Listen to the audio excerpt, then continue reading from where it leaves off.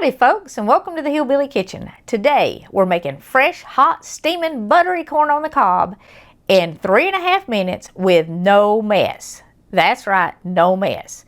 Y'all, please tell me I'm not the last person on the planet to know about this.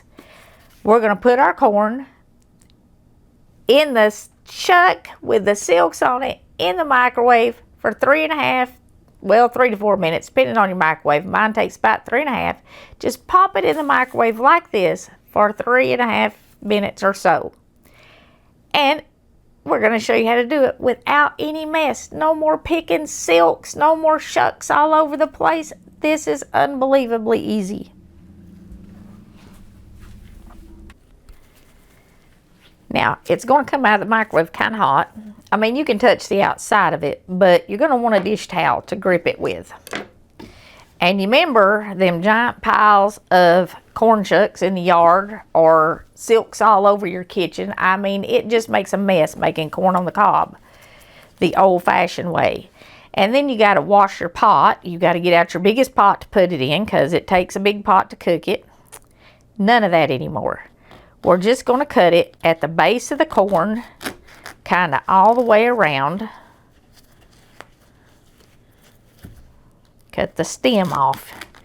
You know, you'd normally peel the silk or the shucks back and then break that off, and then you'd spend half an hour picking silks off. Cut it. All right, now take your dish towel or something and just kind of start squeezing up on the end a little bit. You might have, sometimes you get a shuck or two that sticks, but it looks like they're all letting go. Twist it just a tad.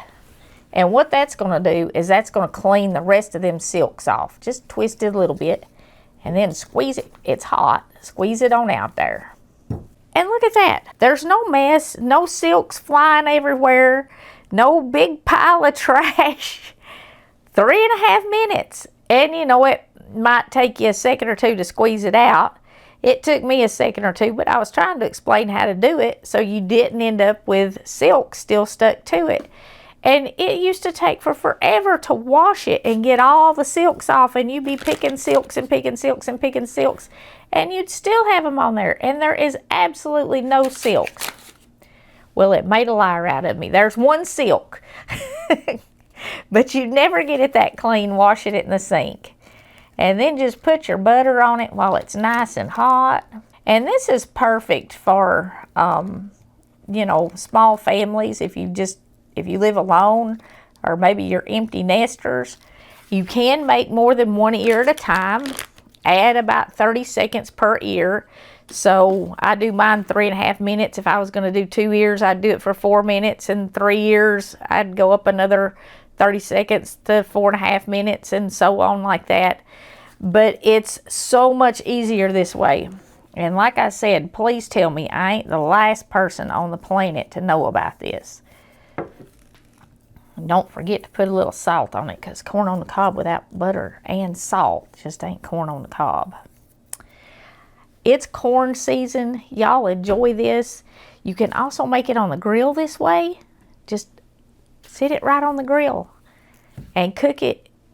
Keep it, if you're doing a single grill, you know, like charcoal or something, sit it off to the edge. Don't put it right over your flame. Or if you have a gas grill, put it on the top rack, because the silks and the shucks will catch on fire. And they're still going to get a little burned on the outside, but that's perfectly fine. You can put it on the grill if you're grilling like that, so you ain't got to run in and out of the house. And taking the silks and the shucks off work the exact same way. Like I said, please tell me I am not the last person on the planet to know about this.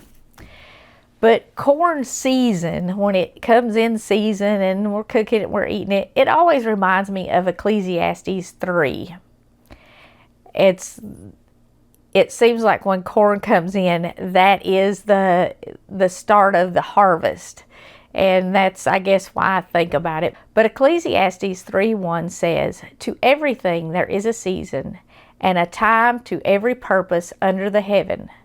A time to be born and a time to die. A time to plant and a time to pluck up that which is planted." That verse kind of sums up life here.